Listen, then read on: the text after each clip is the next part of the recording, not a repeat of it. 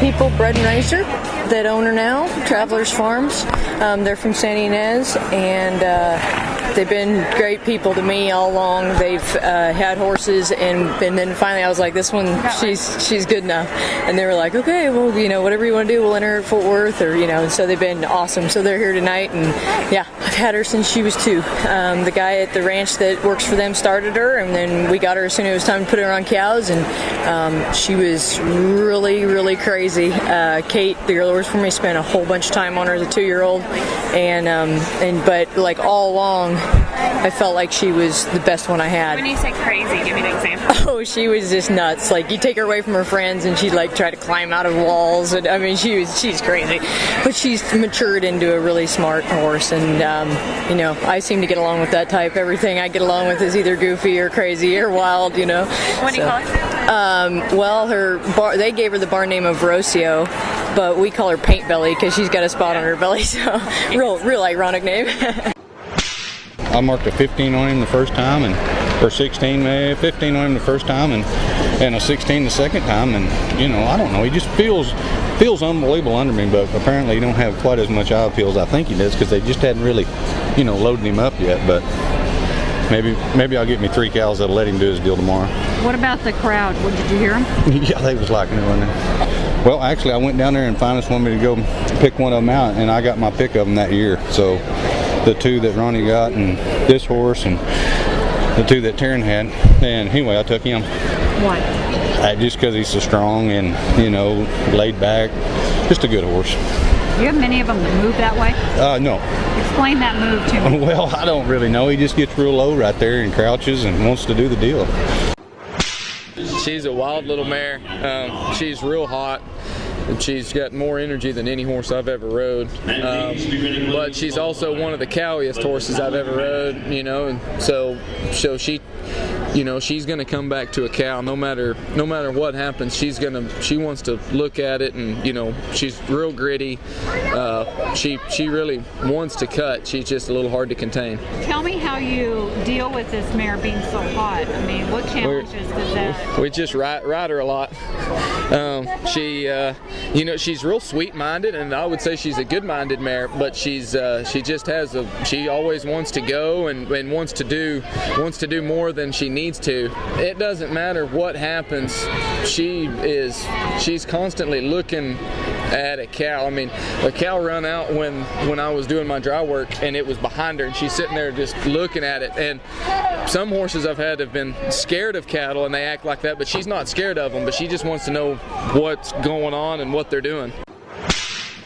She's a cat mare that's out of that really good Pepto mare I had for Slate River, the Pepto Slice Miss. So she's the second one I've rode out of her.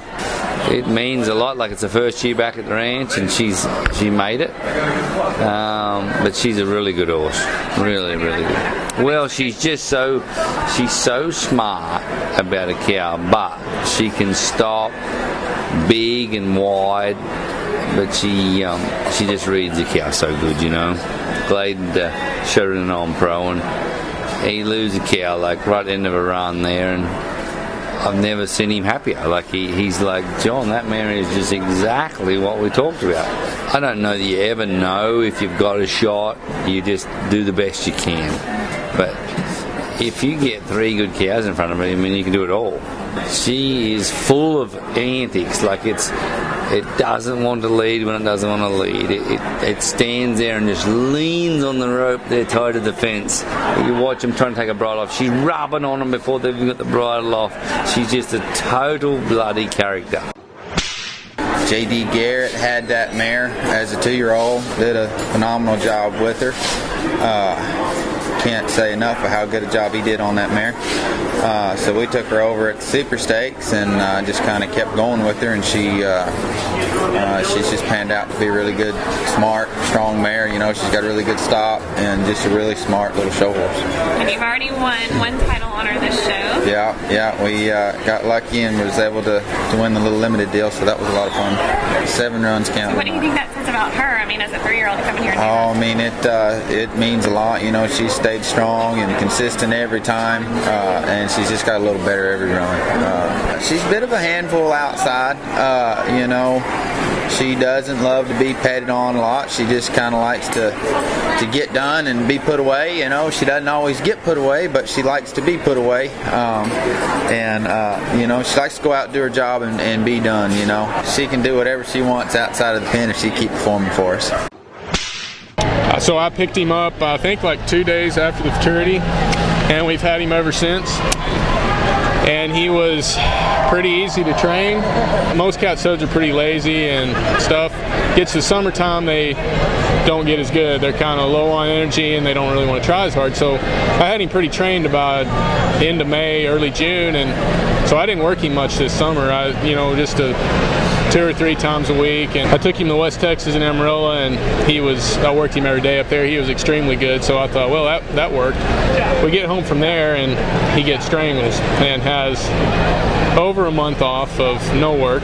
I was still thinking, well, I hope my summertime layup didn't, go the other way, but it didn't. So we're good. And he's healthy now, and he can breathe, and he doesn't cough, so we're good.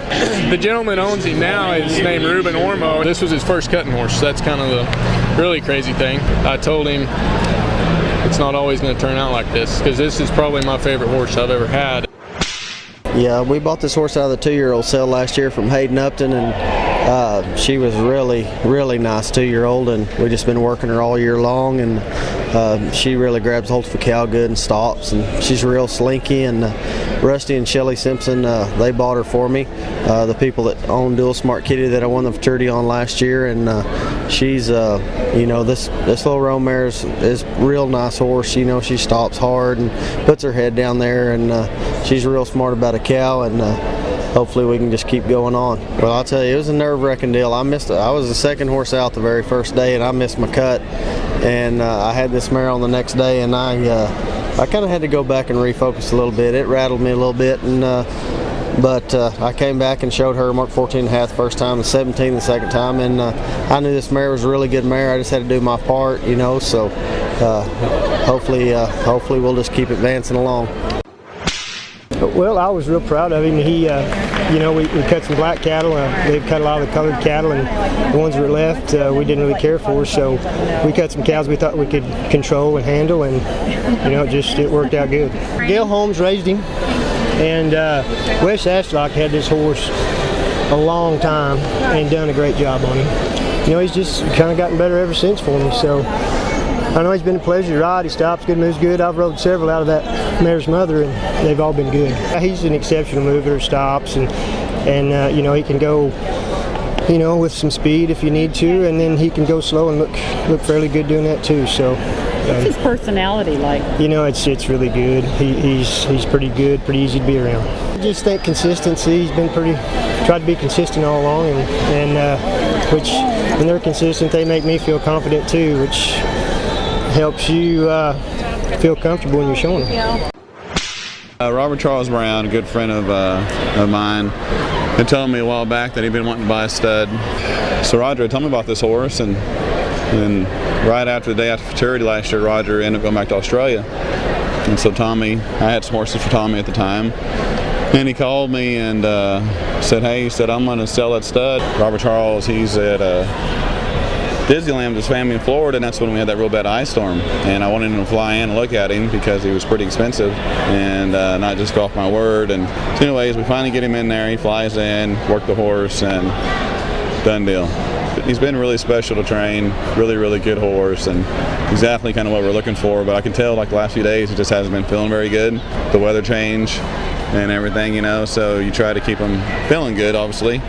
Getting by tonight was the big thing. Kind of had a late draw. Cal's been tough today. Took a 14.5. I don't think I've ever seen him take that low of a score, to make the finals. It's been a little nerve-wracking. It's like the most nerve-wracking fun show of the year. Robert Trigema, the guy that owns him, bought him at the yearling sale, and I went and looked at him in a stall, and Bob didn't want to spend a lot of money on him. And I thought he'd go for a lot, and he did. And I was cleaning stalls, and he came back and handed me the sale ticket and said he bought him. So it was kind of a neat deal, and he's just really a smart horse. It just seems like I can put him anywhere I want, and he still just goes and does and finds the right spot. And just pretty fortunate to have him and have Bob as an owner, and sure glad he went ahead with that purchase. You know, we call him Ham because Don Ham had him at the sale, fitted him.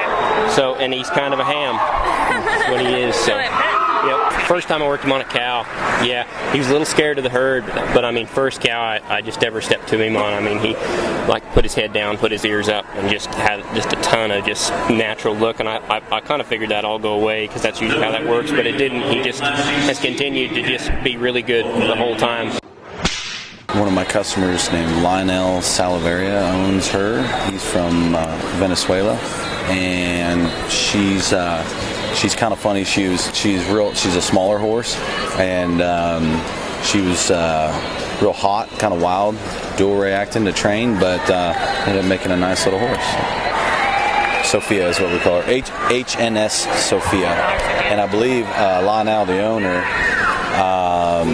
named the horse after his granddaughter.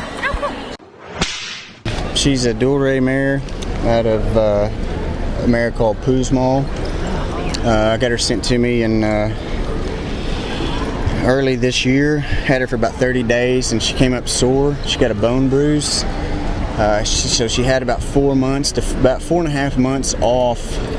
And so I told Charles Berger that you know, she's probably gonna be too green to show at the Futurity, I thought, with having that much time off. And then just the last month, she just really came into herself, and you know, she's such a good-minded mare that she's been just easy to train. Meaning, she wants to do it. She just needs to keep getting more seasoned, and she's just a really strong,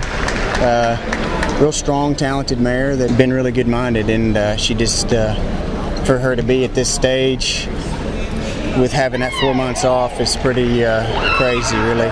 So I'm lucky to have her. I'm happy to have her. And I'm glad that Charles believed in me enough to send her to me.